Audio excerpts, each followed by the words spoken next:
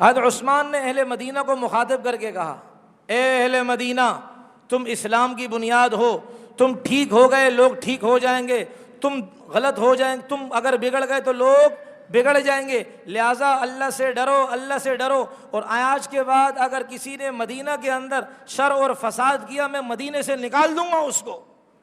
یہ مدینہ ہے، میرے نبی کا شہر ہے، اس شہر کے اندر شر اور فساد نہیں میں برداشت کر سکتا۔ لہذا پہلے ان کو ان کے فضائل بیان کیے کہ تمہارے سدھرنے سے لوگ سدھریں گے، تمہارے بگڑنے سے لوگ بگڑیں گے، لہذا آپ اپنے آپ کو اللہ کے خوف کے چادر کے نیچے لے آؤ، اور خدا کے لیے نبی کے شہر کے اندر ایسی کوئی شرارت نہ کرو۔ کہا کہ جو شرارت کرے گا، اور پھر اس کے بعد کچھ لوگوں نے شرارت کی اور ان کو نکالا، مدینے سے باہر پھینکا اس کو۔ اسی طرح ان کی سورس اتنی زیادہ تھی، بیٹھے مدینہ میں تھے لیکن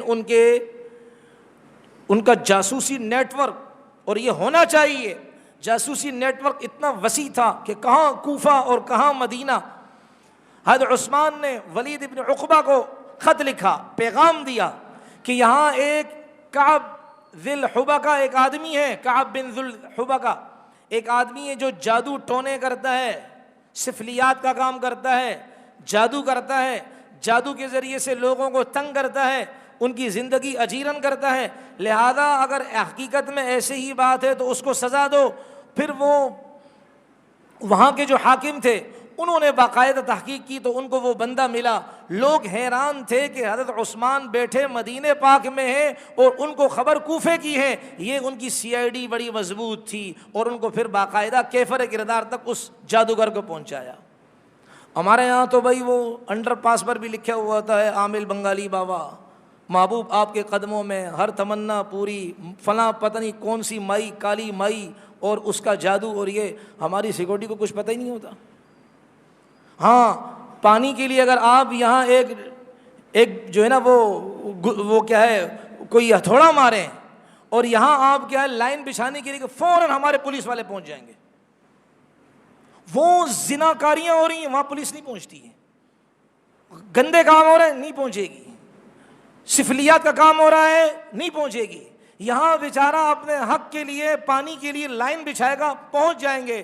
ایک قصور کیا ہے، ایک تو ہمارے اندر کے منافق بھی ہیں، وہ ان کے وظیفے خور ہیں، حرام خور کدھر کے، ان کے تلوے چاٹنے والے وظیفے خور، حرام خور، اپنے بھائی کو پھلتا پھولتا دیکھ نہیں سکتے، کیا ہو گیا بیچارے نے اگر لائن لگا دی۔ لیکن سب کے لیے نظام برابر ہو، یہ نہیں کرے کہ جس کا پوا بھاری ہو تو وہ تو کھو دے، اس کے لیے کوئی مسئلہ نہیں، جو غریب کرے تو سارے اس پر چمٹ جائیں، یہ بھی غلط ہے، یہ بھی ظالم لوگ ہیں۔ سب کے لیے قانون برابر ہونا چاہیے۔ تو عثمان ابن عفان کی اس سی آئی ڈی کو دیکھ کر لوگ دنگ رہ گئے کہ بھئی حضرت عثمان کیسے انسان ہیں کہ مدینے پاک میں رہتے ہیں لیکن کہاں کی سوچتے ہیں۔ اور حضرت عثمان رضی اللہ عنہ کو پتہ چلا کہ کچھ لوگ کبوتر بازیاں کرتے ہیں، غلیلوں سے نشانے لیتے ہیں، یہ بیکار قسم کا کھیل۔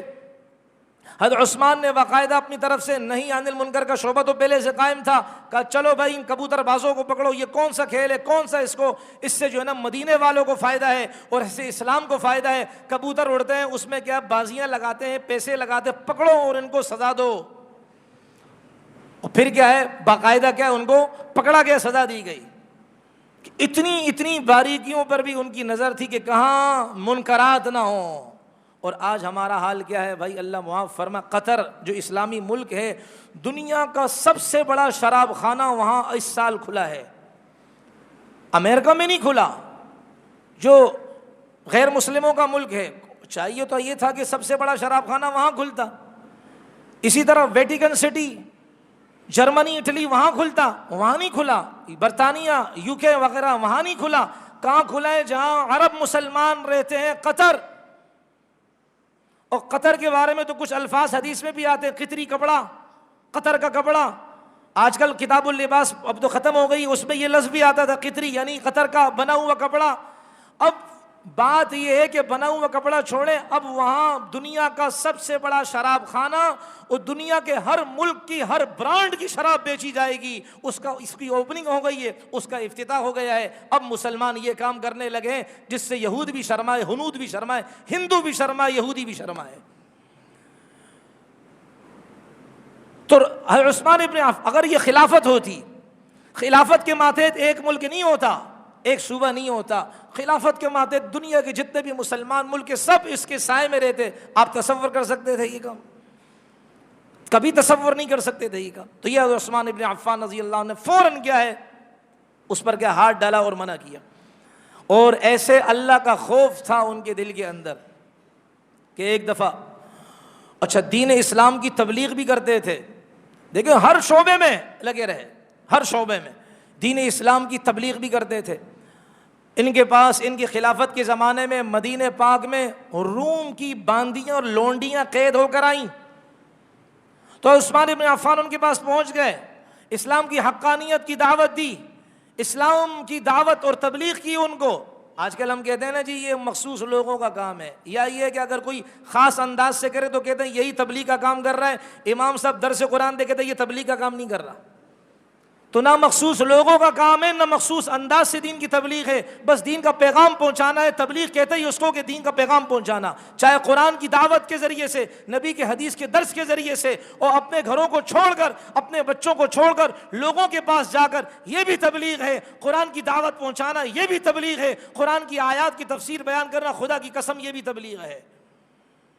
حضرت عثمان ابن عفان کے پاس وہ باندیاں لونڈیاں آئیں، حضرت عثمان ابن عفان نے دین کی بات تھی، دین کی دعوت دی۔ اللہ کا کرم یہ ہوا، ظاہر بات ہے ہر کسی انسان کے نصیب میں یہ جوہر اور یہ نعمت نہیں میسر ہوتی ہے۔ اللہ نے کرم کیا کہ 2 باندیاں ان میں سے مسلمان ہو گئی، کلمہ پڑھ لیا لا الہ الا اللہ محمد الرسول اللہ۔ خلیفہ ہے لیکن دین اسلام کی فکر ہے کہ قیدیوں کے پاس جایا جا رہا ہے، ان کو اسلام کی حقانیت کی دعوت دی جا رہی ہے۔ ہمارے والے خلیفوں کو کچھ پتہ ہے؟ ان کو بس یہ پتہ ہے سیلاب آئے وہ پیسے اپنے پاس چھپائیں، سیلاب آئے اور لوگوں کے نام کے خیمے اپنے پاس چھپائیں، سیلاب آئے اور اپنے پاس لوگوں کے نام کی خورد و نوش کی چیزیں چھپائیں، اور پھر کیا ہے جب دیکھیں گے موقع ملے گا پھینکیں گے، اور کہیں گے دیکھو ہم نے تمہیں کتنا کتنا دیا تھا، ووٹ ہمیں دو، ہم نے تمہیں اتنا اتنا دیا، خیمے ہم نے دیے تھے، ہماری پارٹی نہیں دی تھی، لہذا ہماری پارٹی نے تمہارے لیے سڑکیں بنائی ہیں، سب کچھ کیا ہے، اب ووٹ کیا ہماری پارٹی کو دو۔ اور 4 سال تک جو ہماری موٹر سائیکلیں یوں ہو رہی تھی، ہچکولے کھا رہی تھیں، اس وقت کہاں تھے؟ اللہ پوچھے گا جس جس بیوہ کے نام اور جس جس یتیم کے نام، جس جس غریب کے نام کے، جس جس حرام خور نے پیسے لیے ہیں، خدا کی قسم یہ پیسے ہضم نہیں ہوں گے۔ دنیا میں مزے کر لیے تو آخرت میں جاؤ، اور پھر قبر میں جائے، قبر میں پالٹی دکھائے، بچا کر دکھائے، لیڈر بچا کر دکھائے، وہاں منکر نکیر کے سوالات ہوں گے، اور پھر انشاءاللہ وہ فرشتے کے پاس جو گرز ہوگا، جو ایک گرز اگر پہاڑ کو لگے وہ ریزہ ریزہ ہو جائے، وہ گرز جب لگے گا پتہ چلے گا کہ یتیموں کے پیسے کھانے کیسے ہوتے ہیں، بیواؤں کے نام کے پیسے کھانے کیسے ہوتے ہیں، غریب مسلمانوں کے نام کے پیسے کھانے کے پیسے کیسے ہوتے ہیں، وہ پھر انشاءاللہ وہاں پتہ چلے گا۔ یہ تھا خلیفۃ المسلمین کہ لونڈیاں باندیاں عیسائی ان کے پاس آ رہے ہیں اسلام کی دعوت دینے کے لیے۔ اور عجیب بات، اپنے ماتحتوں کے ساتھ سلوک۔ ہمارے پاس تھوڑا سا عہدہ آتا ہے، غریب کو سلام نہیں کرتے ہم۔ کون گھر کے گلی کے کونے میں غریب ایڑیاں رگڑ رہا ہوتا ہے، ہم ان کو سلام نہیں کرتے، اپنی بے عزتی سمجھتے ہیں۔ لعنت ہو بھائی ایسے منصب پر۔ تواضع سیکھے انسان، عاجزی سیکھے، اللہ بلندی عطا فرمائیں گے۔ اس نے اللہ سے فرمائش نہیں کی تھی یا اللہ مجھے غریب پیدا کر تاکہ لوگ مجھ پر تھوکیں، اللہ سے فرمائش نہیں کی، نحن قسمنا بینہم معیشتہم، ہم نے ان کے درمیان اس روزی کو تقسیم کیا، کسی کو امیر بنایا، کسی کو غریب بنایا۔ تو ان کے غلام تھا، اپنے غلام کو بلایا اور غلام سے کہا کہ یار ایک دفعہ تمہیں یاد ہے میں نے تمہارا کان پکڑ کر مروڑا تھا، لہذا اب کیا کرو تم میرا کان پکڑو اور میرے کان کو مروڑو۔ وہ غلام بھی غلام تھا یاسین کی طرح، وہ آ گیا شرافت سے، وہ پکڑ لیا۔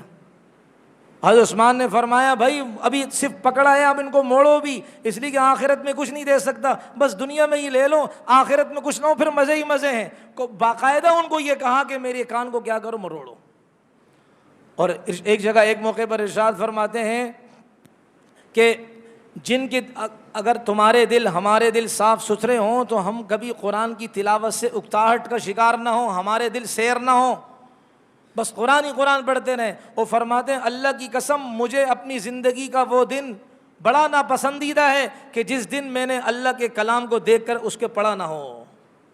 ایک رات میں پورا قرآن پڑھتے تھے، ایک رات میں پورا قرآن عثمان ابن عفان رضی اللہ تعالیٰ پڑھتے تھے۔ اتنا بڑا خلیفہ بھائی، ان کو شہید کیا گیا، 82 سال کی ان کی عمر تھی۔ اللہ تبارک و تعالی ہم سب کو دین اسلام کی حقانیت اور دین اسلام کے مسائل اور دین اسلام کی تاریخ کو گہرائی کے ساتھ مطالعہ کرنے کی اور آگے صحیح طور پر لوگوں کو بیان کرنے کی توفیق عطا فرمائے، اور اللہ تبارک و تعالی ہم سب کو خلافت راشدہ کا خصوصیت کے ساتھ مطالعہ کرنے کی اللہ توفیق عطا فرمائے، اور اللہ تعالی ہم سب کو خلاف شرع جتنے بھی کام ہیں اللہ تعالی ہم سب کو اس سے بچائے۔ اللہ تعالی